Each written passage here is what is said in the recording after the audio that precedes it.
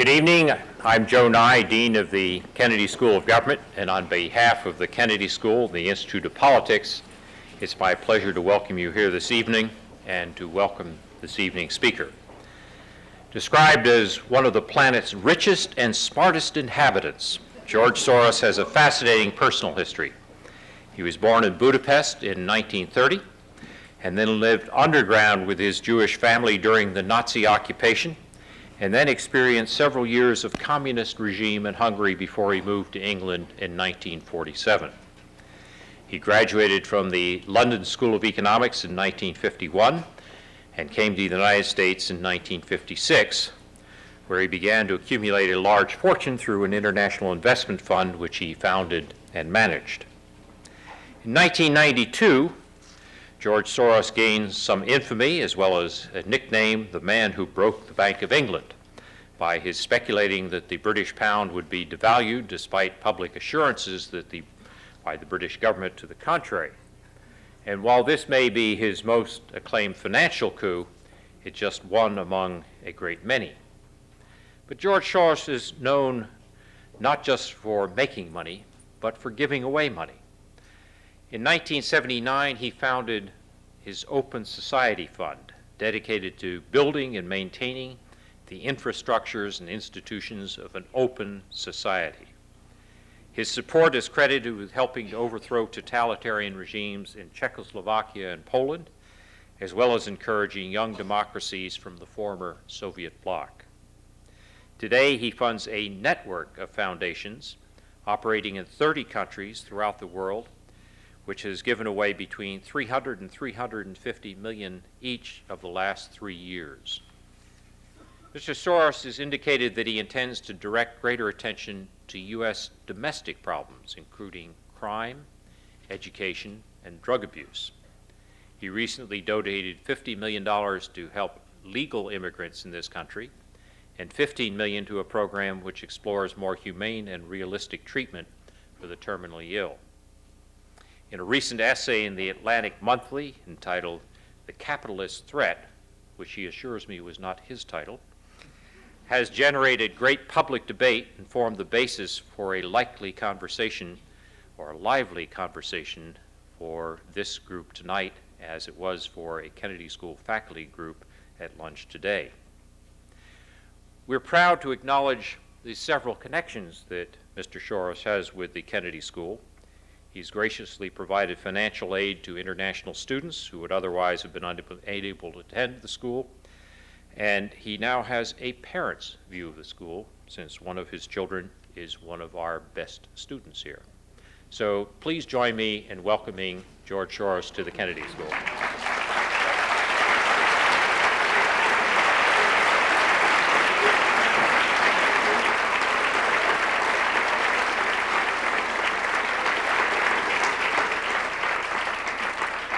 As I was listening to your very kind introduction, I had the vision of myself as a gigantic digestive tract, taking money in one side and pushing it out in the other. But there is something connecting those two ends, and that's my mind. And I do also think, and I'll try to expose you to my thinking tonight. As you have heard, I've written an article entitled "The Capitalist Threat," and it has created quite a stir. Here is a capitalist knocking capitalism. The trouble is that I'm not opposed to capitalism. I'm only opposed to some excesses in the laissez-faire capitalist ideology. I cherish capitalism, and capitalism cherishes me.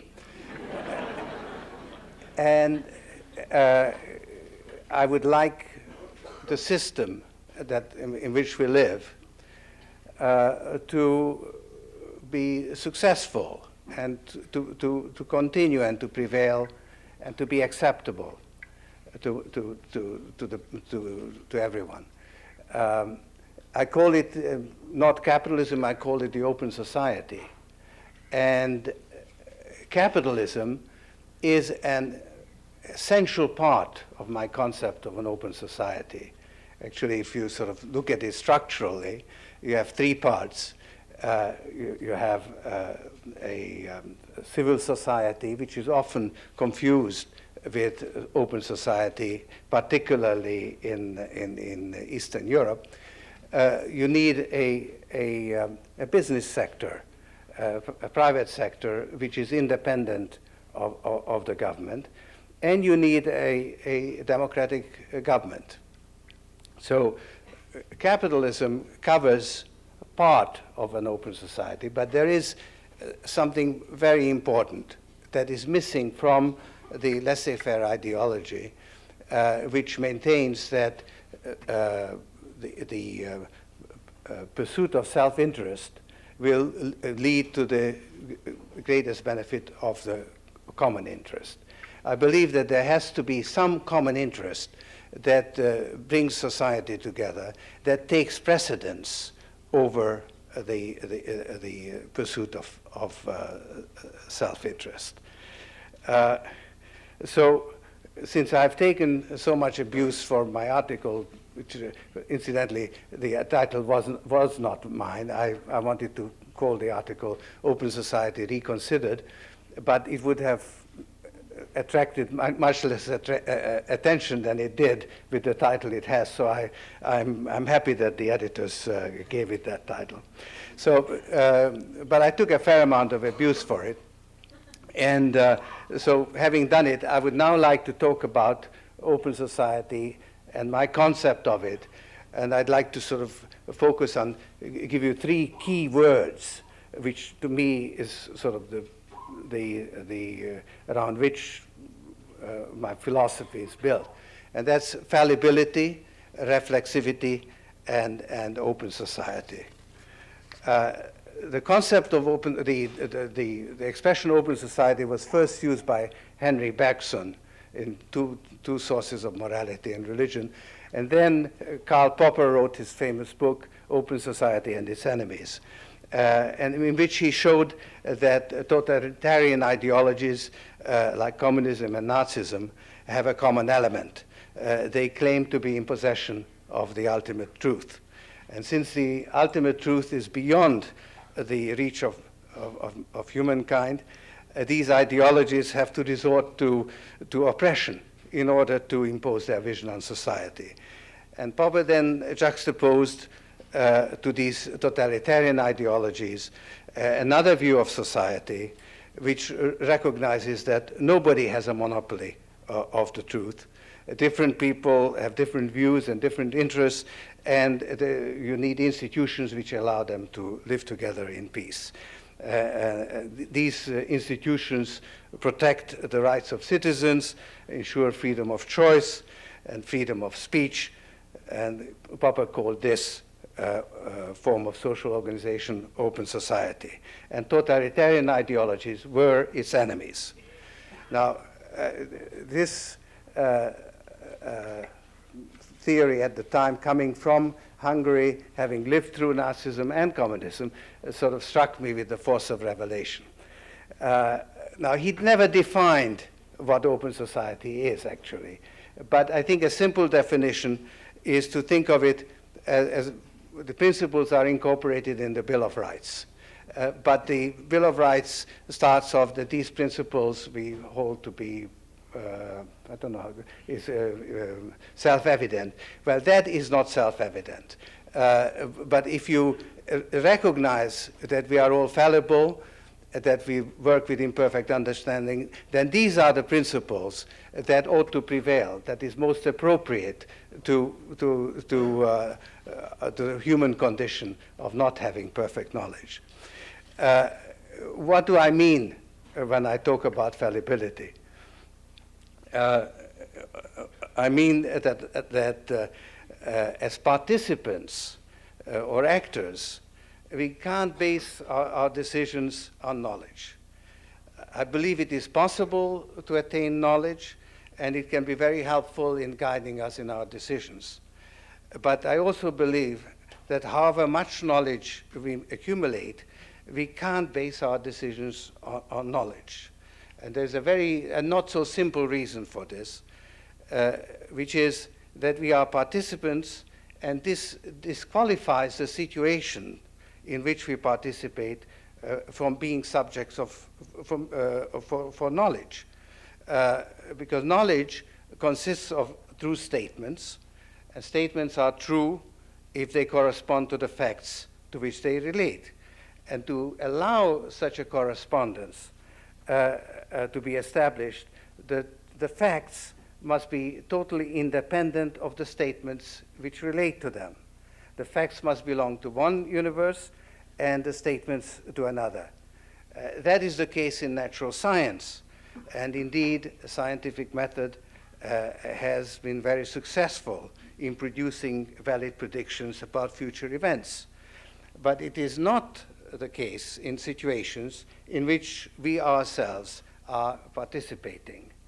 When participants make decisions, their thinking relates to situations which are contingent on their decisions. And the separation between statements and facts, which is necessary to speak of knowledge, is missing. Consequently, even if a decision brings about the desired results, or a prediction turns out to be true, it doesn't qualify as knowledge. In the absence of knowledge, many predictions turn out to be false. As a general rule, outcomes don't correspond to expectations, and actions have unintended consequences. And that is what I mean by imperfect understanding or fallibility. And I carry the concept even further. I contend that all human constructs, whether they are ideas or institutions, are in some ways flawed. They are deficient or distorted or only temporarily valid. I use this as a working hypothesis, but I recognize that the hypothesis itself is deficient and distorted because it emphasizes only the negative aspect of fallibility. I call it a fertile fallacy, and I find that fertile fallacies can be very useful, very productive. And this working hypothesis has worked very well for me in the financial markets. But it's important to stress the positive aspect of fallibility, which is what is imperfect can be improved. And the recognition of our fallibility opens up a vista of limitless progress. How far it can take us has been exemplified by the achievements of scientific method, which is based on the recognition that all theories must be subject to testing. Science is in a privileged position because it can rely on objective criteria, namely the facts by which the theories can be judged. In human affairs, we are less fortunate because nobody has access to the ultimate truth. Still, we can go a long way by recognizing this fact. It leads to the concept of an open society, which gives people the freedom to develop their potential to the full. I envisage open society as a society open to improvement. We start with the recognition of our fallibility, which extends also to our institutions. What is imperfect can be improved by a process of error.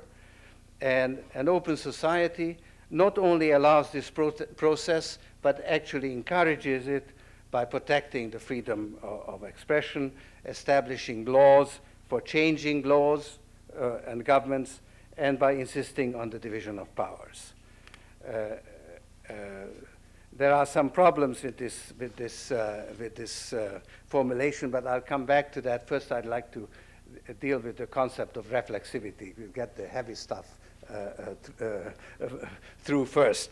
And that takes me back to my student days when I was so impressed with Popper, and I delved deeper into the relationship between thinking and reality. And I saw a two-way connection. On the one hand, a passive relationship where we try to form a picture of reality, and the other side an active connection, trying to make an impact on reality. And this is a two-way connection. They go in opposite way. They interfere with each other. And there's a sort of a two-way feedback mechanism between thinking and reality. And I call this reflexivity. And this creates problems for the social sciences, from which, in my opinion, the natural sciences are exempt. Not that natural science can achieve the ultimate truth. Of course, all scientific theories are falsifiable. But there is an uncertainty which is different from, let's say, the Heisenberg's theory of uncertainty, because theories about human events can influence the events to which they relate. So when Heisenberg proposed his uncertainty principle, it didn't change how the quanta behaved. But let's say when Marx proposed his theory of history, it did in fact influence history. And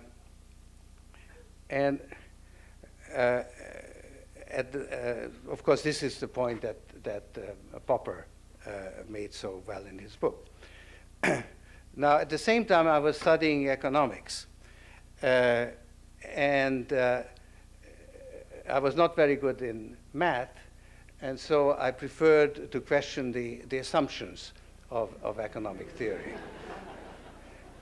And I had some problems with the concept of equilibrium, because I felt that this whole, the perfect competition or imperfect competition, the analysis of the market, was in a way an imitation of Newtonian physics, where there's a desire to establish the final outcome, and that outcome is sort of timelessly correct. It's a sort of a timeless generalization similar to Newtonian physics, or the theory of the pendulum. Wherever you release it, it will come to rest in the same place. And this conflicted with my concept of reflexivity, which is a process of dynamic disequilibrium, a constant interplay between thinking and reality, in which neither thinking nor reality quite remains the same. Now, the economic theory, classical economic theory, was based on the assumption of perfect knowledge, which didn't seem to sit well with the Popperian concept of imperfect understanding. That, of course, was modified. It became perfect information, but that wasn't sufficient. And then it became a methodological convention, that namely economics is studying the relationship between given supply and given demand. In other words, demand is given and supply is given, and then in the market you bring those two in balance. It's a wonderful, beautiful construction. It's not, but it doesn't always relate to the real world, and particularly in that's okay.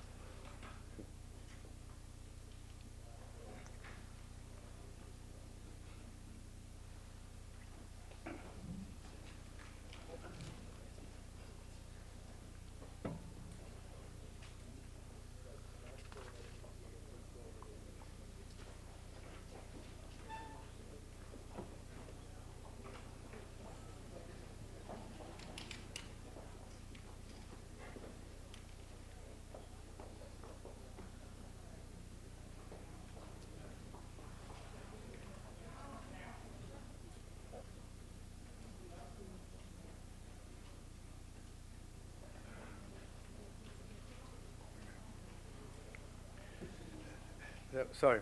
Uh, so, particularly in financial markets, this equilibrium idea didn't seem to me to be the right way to look at it. And I developed my own theory of reflexivity, dynamic disequilibrium, and I had the privilege of testing it in the financial markets. Instead of accepting the theory that rational expectations prevail and markets always discount the future accurately, I see a two-directional reflexive process where on the one hand, market participants try to discount the future.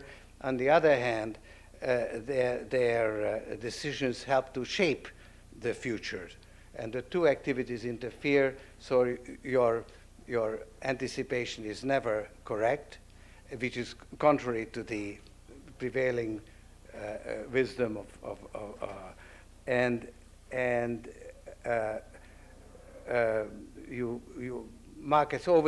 market participants always bring a bias into their decisions, and as a result, you don't always have equilibrium. There's always a divergence between the participants' views and the actual state of affairs. Sometimes the divergence is not very great, and there are forces at work to keep them from getting too far apart, corrective forces, and that you have near equilibrium conditions. But there are other times when the prevailing bias has an important enough effect on the underlying reality, which the markets are supposed to discount, that you are far from equilibrium, and there is no tendency to return to the equilibrium. And that's when you have a boom-bust sequence, which is characteristic of financial markets. But actually, most of the action takes place on the edge of near equilibrium and boom-bust. You know, just as life is at the edge of chaos, so most of the life in financial markets is at this edge, of where you don't know whether the corrective mechanism quite will work, or whether you get into a far from equilibrium condition. And so this actually is what I specialized in my financial dealings, and I think that my performance as a fund manager was no random walk. So it's kind of, it's not a proof that random walk theory is false, not a scientific falsification. It's what I call an alchemical falsification. Anyhow, when I was successful, I wondered what it is that I really care about, what do I do with the money, and that's when I set up the Open Society Foundation, which was in 1979. And the objectives of the foundation were to help open closed societies, help make open societies more viable, because open societies, being fallible, also have their deficiencies, so they need to be corrected, and to foster a critical mode of thinking, which is the basis of an open society. And then I got involved in my native country, Hungary, set up a foundation there. And I had no need at the time to explain what open society means. They hadn't heard that term, and I didn't even, well, I did use the term, but I didn't bother to explain, because people understood it instinctively, because it was opposed to the closed society in which they were living. And then came the revolution, the ever-accelerating collapse of the Soviet system, and I became totally caught up in it, because I found myself in a unique situation, because I had a sort of theory of revolution which kind of gave me a view of what might be happening. And I realized how important it was to be active at that time. And I cared deeply about open society, and I had deep pockets. And those three together was unique. So I felt that I had to do whatever I could at the time. And I can take really great pride and joy in what the foundations have done. I would say that my one great disappointment was with regard to the Western reaction to what was going on in Eastern Europe. And while for the people there, open societies sort of stood for Western democracies, for Europe, for being part of Europe, Europe and America didn't really stand for open society in the sense that they did not rush to help establish an open society. Frankly, I was misled by what happened after the Second World War, the Marshall Plan, and so on. And I would say that this is the one sort of idealistic mistake that I have made. But this has led me to question the concept of open society. I had been aware of some deficiencies in the concept. Does it stand for an ideal, or does it describe reality? Is it a timeless concept, or is it time-bound? Does it appropriate to one particular period in time? But now, the deficiencies of the concept became more sharply in focus. One was that open society is a universal concept, and the relevance of universal concepts became questionable in the countries where the foundation operated. Communism was a universal concept, and it failed. And therefore, there was a general rejection of universal concepts, and the whole social system collapsed. So people were concerned about survival, looking out for themselves. So they were not terribly interested in universal concepts. So the support that the foundation had, or the whole struggle against closed society had, was kind of dissipating as a society, as the system changed. And when you look at the Western response, I mean, democracy is pretty strongly established, and there's nothing wrong with it in the Western countries. But it is sort of tied to the country. In the United States, you've got the principles incorporated in the Constitution, but it relates to the United States. And there's always an ambivalence in America. To what extent is it a universal principle? How should it influence foreign policy? And there's always been this tug of war between, let's say, geopolitical realism and the idealism of spreading democracy. And generally speaking, realism, almost by definition, has to win out. And certainly at the time when this occurred, the revolution, geopolitical realism was the prevailing attitude in the United States. Of course, in Europe, you had democracy. In England, you had democracy for a long time, but it didn't stop England from being a colonial power. And there, of course, some of the principles of open society were introduced. And for instance, the legal system in India and so on has been a lasting contribution. But nevertheless, different standards prevailed. And generally speaking, the perception of the what was going on in the Soviet Union, for the collapse of the Soviet system, was that it was the victory of capitalism over socialism or communism, not the victory of open society over a closed society. And as I said before, capitalism is an indispensable element of an open society because markets are better judges of what people need than governments. So you need markets. And private property is an essential part of an open society. But it's not enough because there has to be some common interest that takes precedence over the pursuit of self-interest.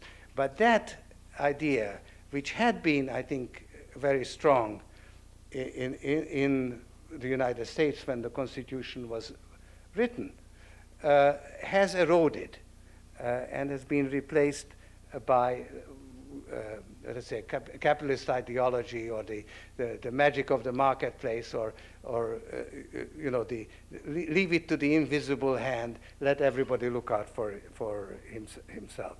And this has been, in my opinion, promoted into an ideology. And I think that is dangerous. And that is, in fact, I consider that a greater threat to the concept of open society than, let's say, the socialist or communist threat, because communism has effectively been discredited. It doesn't represent a threat anymore. But this ideology, in my opinion, can endanger our open society. I don't put it in the same category, and I emphasize it in my article. I don't put this ideology in the same category as communism or Nazism, because those ideologies wanted to destroy open societies deliberately. Here, the effect is an inadvertent effect. Actually, as I said, the two things are very close together, but the failure to recognize that markets are not perfect, and they are not the answer to everything, that there is need for some other values. The failure to recognize that endangers, I think, our open society. I'm not really worried about the United States. I think we have got very strong institutions, and maybe there is a little excess in that direction. I think this is a temporary phenomenon. Actually, there's a strange, at the moment, there's a strange coalition between, let's say, on the right, between believers in the market and believers in market values and believers in fundamental values. And what brings them together, strange bedfellows in some ways, what brings them together is a common objection to the state, a rejection of state interference.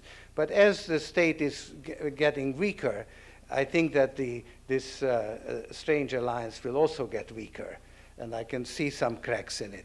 So I'm not really worried about open society, but I do worry a great deal about the world, because we do have a global open economy, but we don't have a global open society, and we don't have any agreement on common principles. We don't have institutions to preserve open society, and there isn't even the agreement on the need for such institutions and for such agreement. And so that is my concern. And the question then is, what can be a common ground for people of very different backgrounds, cultures, religions, traditions, to live together in a global open society? And I would like to propose the principles of open society based on the recognition of our fallibility as the basis for the common, as a basis for establishing what our common interest is. Now, it's not by itself enough. I think that it is a necessary element in creating an open society, but it's not sufficient, because exactly because we don't have a comprehensive and true view of the world, ultimate truth escapes us. Rationality doesn't provide all the answers. There is a need for beliefs, for values. And what those values are is not determined by the concept of fallibility. So it's a necessary condition, but not a sufficient one. There has to be some other additional agreement on, call it human rights, or the fact that markets are unstable and therefore you need some institutions to maintain stability, or a whole range of issues. So that was the point I was trying to make in my article, and I'm glad to make it to you tonight.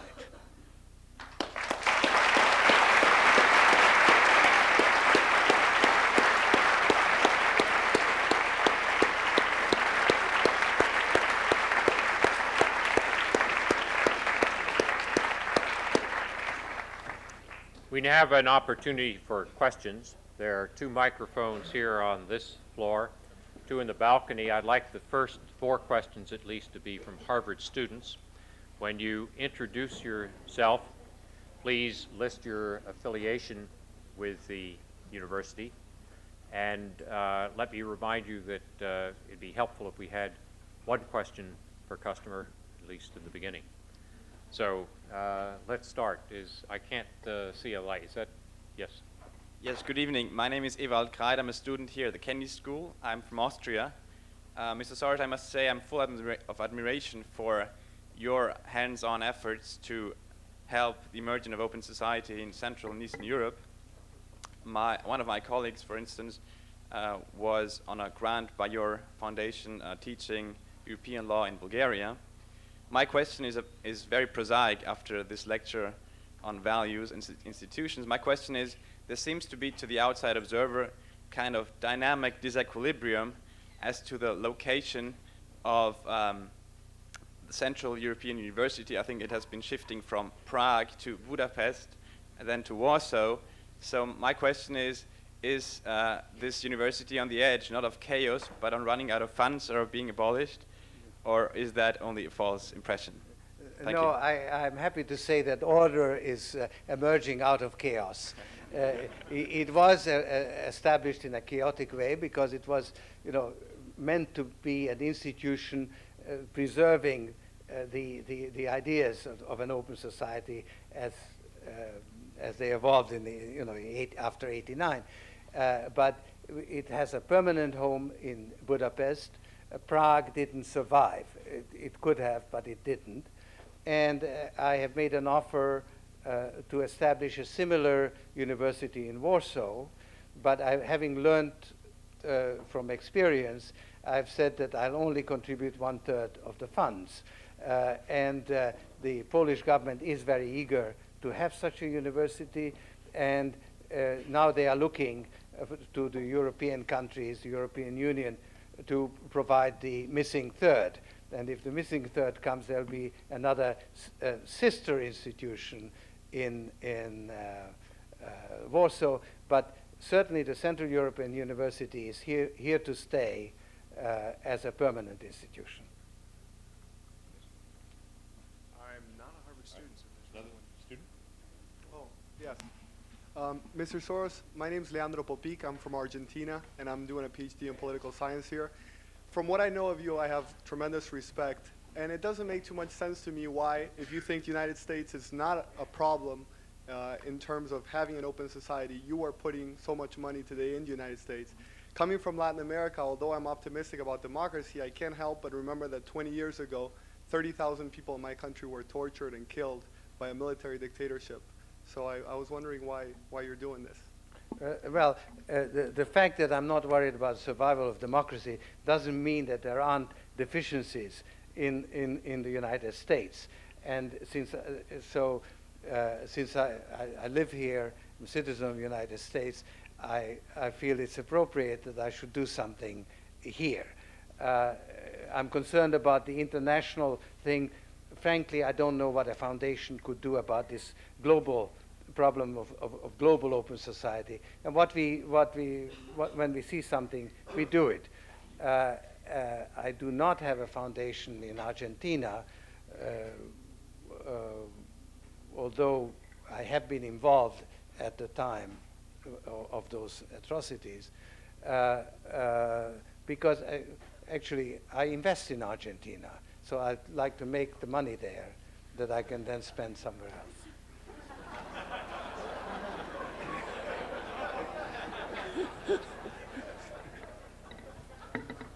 Hello, Mr. Soros. I'm Christopher Menschberg. I'm a Polish immigrant, former U.S. Marine, and currently I'm a junior here at the college.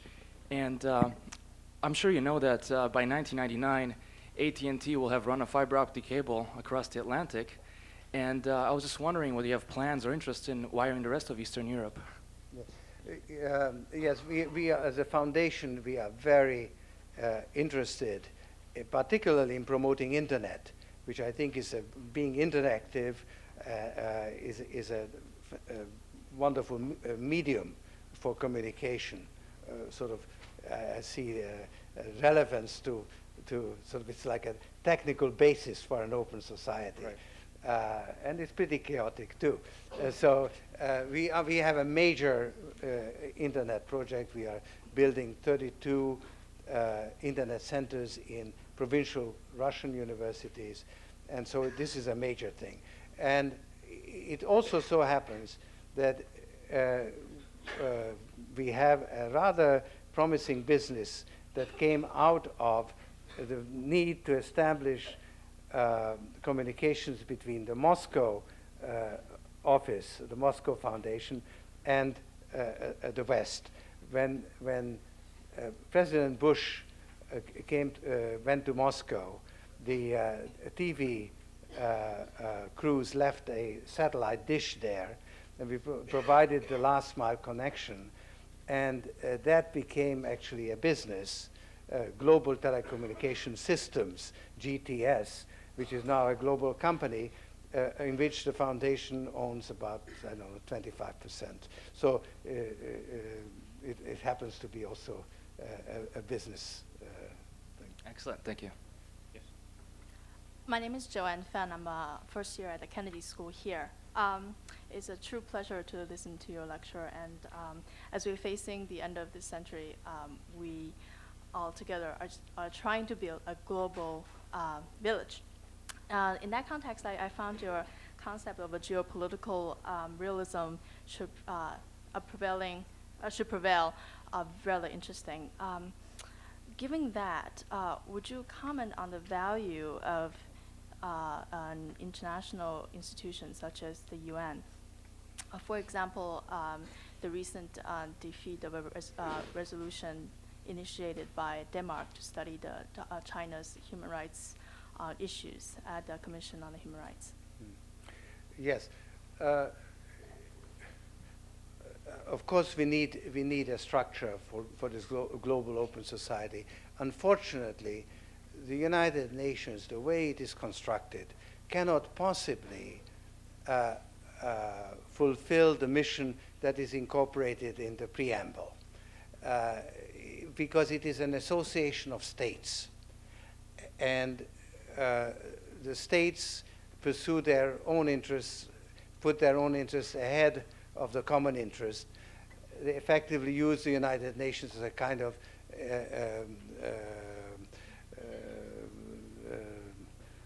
protection. I mean, a sort of a what do you have in Chicago?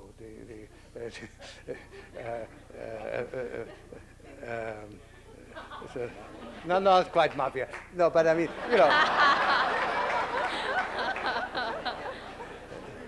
Sorry, my senility caught up with me. Anyhow, so I mean, we need some structure. I think the United Nations is an important element. It is an institution that is needed. That United States ought to pay up its dues and all that. But it cannot, for instance, be an effective institution for promoting human rights when the membership, the countries concerned, are not committed to human rights. So it's very difficult to get any kind of unanimity or action out of United Nations. So you need, I think, some other structures. And I personally think that the United States, as used to be the leader of the free world, ought to remain the leader of the free world and set the example and build alliances for the promotion of open society in the world. But now that we were a great superpower facing another superpower, now that the other superpower has disappeared, the United States has lost its sort of sense of purpose. It doesn't have that positive content of what open society ought to be. That, to my mind, the United States ought to take the leadership in creating an open society. Let me interrupt briefly to say that the woman who fainted is fine. She's gone home to rest. Next question. Good evening. My name is Marcia Rossi, and I'm from the Graduate School of Education here at Harvard. And I just have a very basic question. What ideas do you have for improving public schools in this country, please?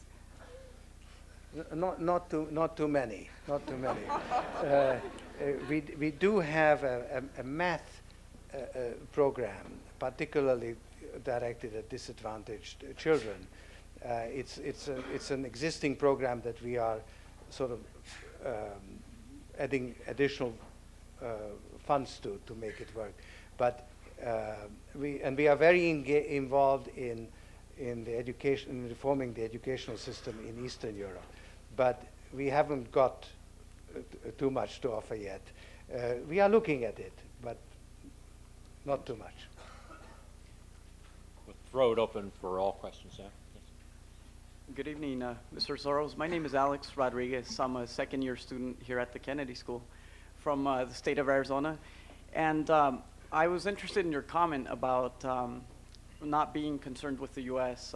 And I understand it's regarding open societies. My question to you regards the income distribution and the growing income inequality disparity. As we continue down the march of globalization, economic globalization, I'm curious what your thoughts are as far as that's concerned. Yeah, I think I might sum up very briefly the objectives of the foundation here in the United States. Basically, three themes based on my concept of open society. One is, and one of those themes is the income inequality and the poverty trap and so on. So that is a fairly traditional field of activity for the foundations, but clearly we recognize it as a necessary one. In addition, I'm very concerned about these unintended consequences, and where you have a problem, and the way you deal with the problem makes the problem worse. So we have a project on death in America because of the denial of death, generally in society, and particularly in the medical profession. And then we have a program on drugs, because I think that the war on drugs is doing more damage than drugs themselves. And then the third element is the encroachment of the market mentality in fields where it ought not to have such a high role, and that takes us to the professions, legal professional, medical profession, and the political profession. And so it takes us to campaign finance reform. And then there are various other programs which sort of fall into more than one category, like the Emma Lazarus Fund, which is directed at legal immigrants who have been disenfranchised by the welfare bill. It's both an iniquity and an unintended consequence of welfare reform. Unfortunately, it was intended to. That's our, gives you our approach. Dina, if I may, regarding economic globalization and the income inequalities, what are your thoughts with that? Yeah, well, I think that there are problems with I mean, I'm in favor of a global open economy that brings great benefits, not only economic, not only the comparative trade advantage, not only the dynamic advantage of innovation and increasing returns due to size, but the non-economic advantages, of opening up countries. I mean, I think China is more open because of trade than it would be otherwise. So I'm in favor of it, but at the same time, one must recognize that it also has negative aspects. I think that the global financial system is basically inherently unstable. So measures have to be taken to preserve stability. And also, I think that global trade favors capital to the detriment of labor, because capital is more mobile than labor. It also favors the center to the detriment of the periphery. It's of course very difficult to decide where the center is. I mean, the United States might be, but actually probably the center is offshore, because you can go offshore and not pay taxes. So. Thank you. Yes. Yes, good evening. I am Margarita Balmaceda. I do research at the Ukrainian Research Institute, and also with a grant from the Research Support Scheme of the OSI. I do research with my Central European colleagues on the role of Central Europe in bringing Ukraine closer to European institutions. Throughout the 30 countries where your foundations are active, there is a tremendous range in terms of how close these countries, these societies are to the ideals of open society. You know this quite well. And with your foundations, as if it was a state, you have to deal with the question of engagement as opposed to disengagement, how to deal with this variation, especially in countries like Slovakia, Serbia, and others, which have not been extremely good in this area. How do you deal with this question? And I am especially interested in your views about how to deal with this question, how to choose engagement or disengagement from the perspective of your foundations in the case of Belarus, where we heard the latest news about how well they are treating your staff. Thank you. Well, I would say that there's an inverse relationship. The more closed the society is, the more there's a need for the foundation, and also the more clearly the foundation has a sense of mission. So generally, for instance, our foundation in Bosnia is one of the best foundations in one of the worst situations. The Belarus Foundation has improved a great deal in the last few months because they have to hold together while the files are being searched by the police, and all sorts of other things are happening. So the relationship is an inverse one, and generally speaking, the worse the conditions, the better the foundation. Mr. Soros, first of all, I'd like to say my name is Joe Grassi. Like yourself, I was born here, but my parents went through both the Nazis and the communists, and I admire what you've done, but nothing more so than the fact that you were one of the very few people in this country that had the courage to speak out against the ugly bigotry and hatred and scapegoating of everything on the immigrants that's going on in this country today, like it hasn't gone in 70 years. And what I am wondering, of course, I wouldn't expect you to run for office or get involved in the political process, but if this continues and it shows no signs of abating, can we expect you to speak out more on what's going on in the political process, particularly if one party becomes very ugly in its platform or nominates an anti-immigrant bigot like Governor Wilson of California as its nominee? Well, you can count on me to speak out, but frankly, I begin to feel that I'm engaged in too many fronts. And so it is a fairly exposed position that I have now. Good evening, Mr. Soros. My name is Megan Fair. I'm a core member at CITIER, which is part of the AmeriCorps National Service Network. One of CITIER's ultimate goals is to have all 18-year-olds ask themselves, what am I going to do in my year of service? I was wondering how you feel about national community service programs like CITIER, and do you have any advice on how we can continue to expand our program? Which program is that? CITIER, which is located in Boston, but it was the pilot project for AmeriCorps, which became the national program. It's really a very good organization. Well, that's the answer.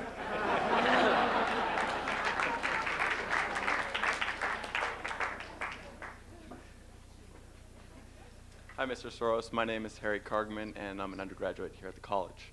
My question is a follow-up, actually, on that last question and on the UN question. If you're talking about this open society, and it's not sort of these governmental organizations which is responsible for creating it, who is responsible? Is it private individuals, or is it non-governmental organizations, or is it, I mean, who is it that actually is responsible for creating this open society? It's society, and I would say it has these three elements. Civil society, actually private enterprise, and a democratic state. And you need all three to give you an open society. My name is Brad Goldberg. I'm a second year at the business school, and I'd be interested to hear your views on the current levels of valuation in the U.S. domestic equities market and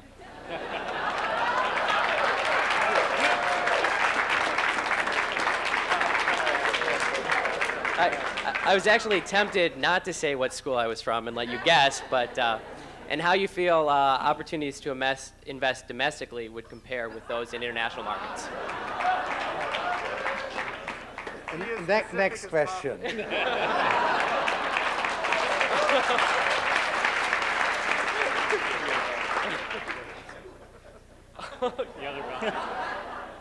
Hello, good evening. I'm Dr. Merlin Langley, and I'm an instructor of psychology at Harvard Medical School and an associate professor of psychology at Lesley College.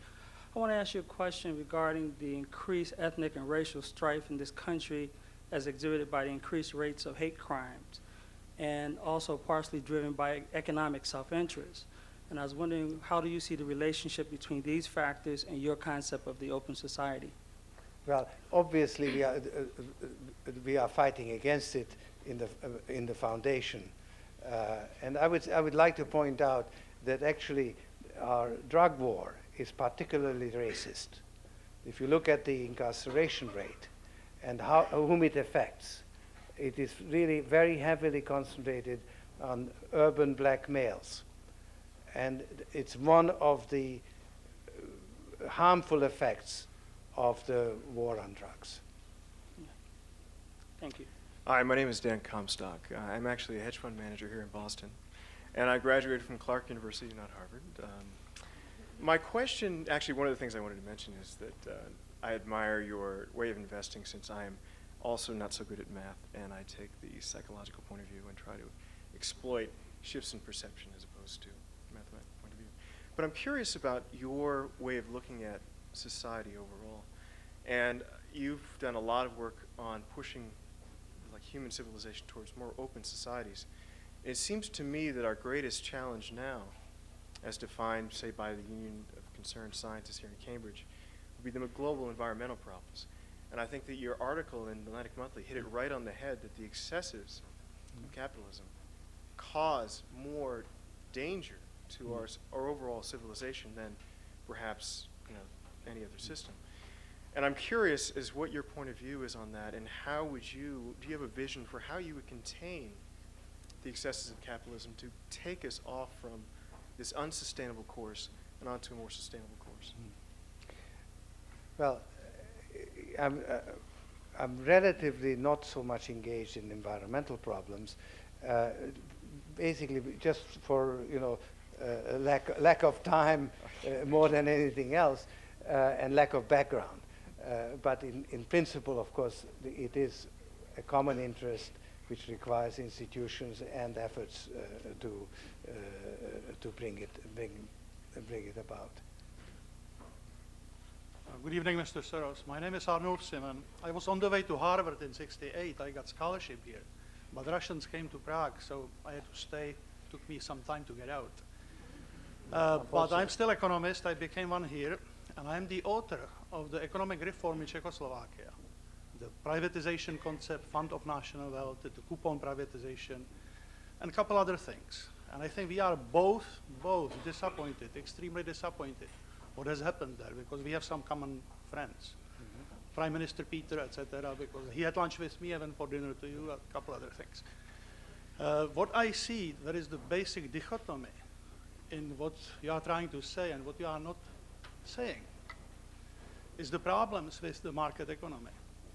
I left in '92 totally disgusted, because when I saw what is this geopolitical organization doing, I call it CIA, in terms of the breaking down the structure of the society, instead saving them and saving what was good and building up on it. I'm convinced that when John Deutsch left, average IQ of CIA went below room temperature here. It's horrible, the operatives and their level of understanding and historical education, liberal arts education. I think that one of the projects for you would be to provide funds for every CIA operative to get masters in liberal arts. I think our international politics would improve immensely in a very short time.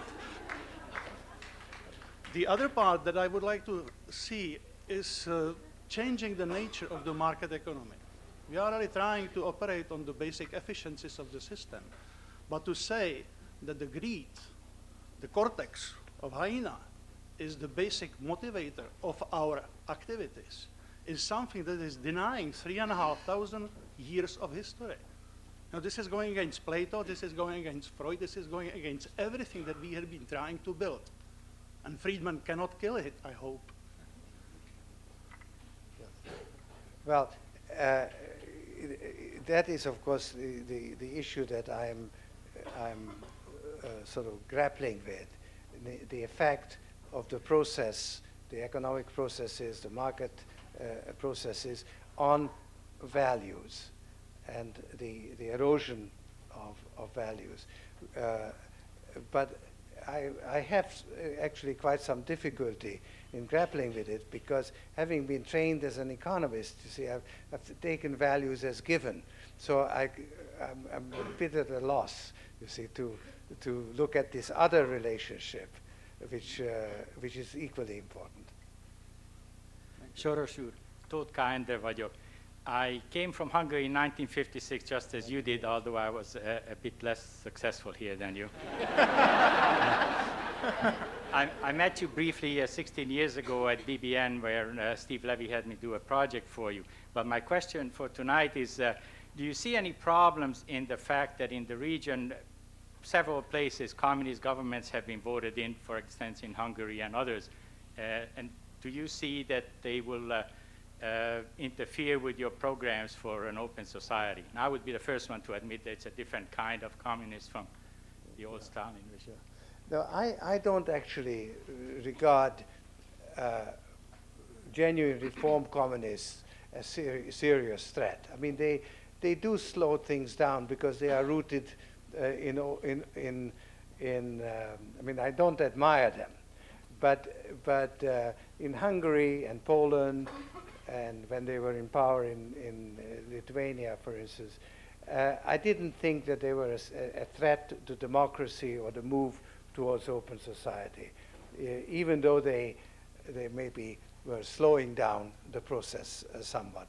In Bulgaria, they were hardline communists, and they did horrendous damage, but they have actually been now kicked out.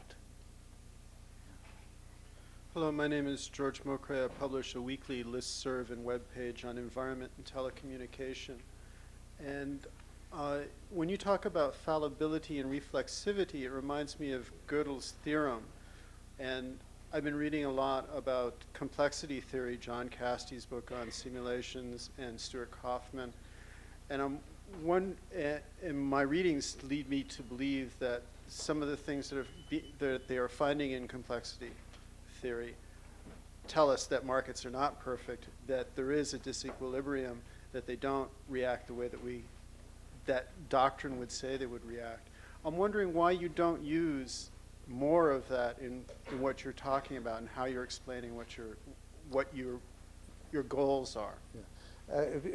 Purely by oversight, because obviously evolutionary systems theory is much more relevant to studying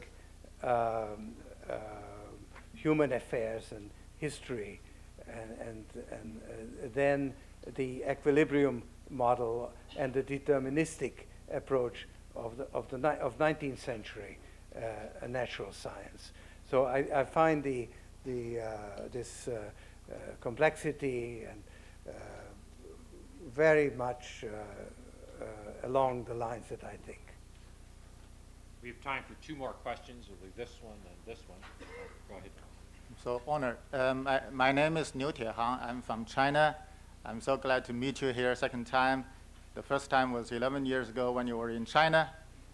I was meant to be your secretary in the Open Society China Foundation. I met you in Shanghai, but unfortunately, you did set up this China Open Society Foundation in 1986, but 3 years after, in 1989, it was thrown away. I thought I am myself an open society believer, but do you think that if you failed in setting up a foundation to invest in the making money out of the country like China, and do you believe that communism can change, or can you evaluate? Well, it's very interesting because I closed the foundation in China in '89.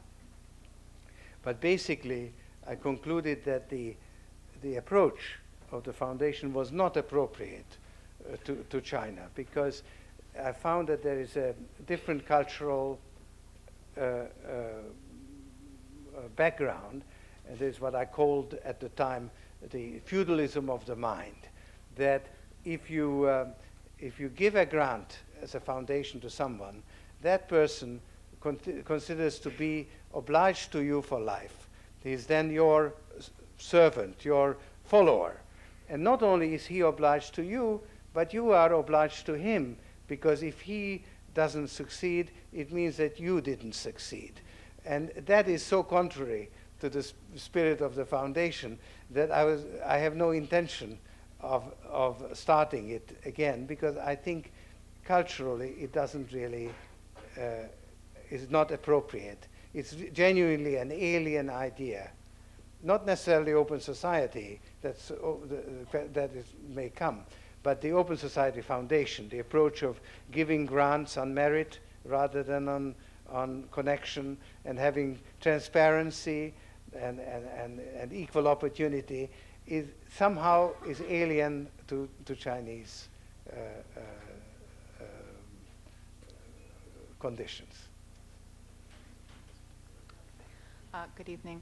My name is Sarah Lum, and I will enter the Kennedy School next year at a mid-career program. Throughout the 80s, I worked in Russia, and for the last 4 years, I've been working at Brown University to establish a two-way video link. And I've worked with a number of your programs and been very impressed by what I've seen. I come to Kennedy because of a growing interest in philanthropy and the need for effective management of nonprofit institutions that I think I've gained through the work in Russia and at Brown. My question to you is this. In a country where, say in the US, where to instill the values of philanthropy or giving is difficult enough where everyone by any standard is well off, what does the Open Society Foundations deal with instilling those values among people that at this point may feel, as you stated earlier, may feel desperate and all they want is self-interest and may put those very superficial capitalist ideals as an absolute value? How can someone, say, from this country relate to people over there about instilling those values? In those countries or in those countries. I'll deal with this country. Yeah, you see, generally, I don't think you can sort of build open society directly. You can't really sort of propagate it. I think you build it indirectly. In a way, it's an intended but indirect consequence of the programs of the foundation. So if you help, for instance, establish an independent middle class or a small business community, that will help build an open society. They don't have to swear allegiance to the flag of open society, because that would be a distortion of the idea. Sometimes we find it difficult to avoid it. I mean, it's something that sort of one has to guard against. But I think that open society is a sophisticated organization. The structure is so sophisticated you can't even see it in a way. So you build it by indirection. Thank you. I want to say that perhaps the highest compliment we could pay to George Soros is not that he has just given us a fascinating evening, but if Karl Popper were here tonight, he would be proud. Thank you, George. Very good. Very good. You had probably enough questions to keep you till midnight. That was really great. Thank you so much for doing it. We should probably get you out this way.